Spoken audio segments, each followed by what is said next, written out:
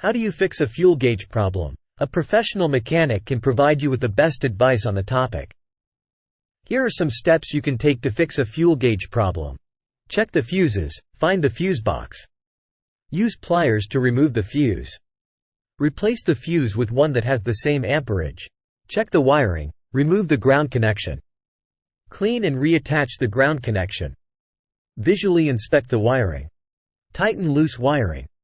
Clean dirty wiring with contact cleaner. Replace corroded or worn down wiring. Check the sending unit. Open the fuel box. Check all the fuses.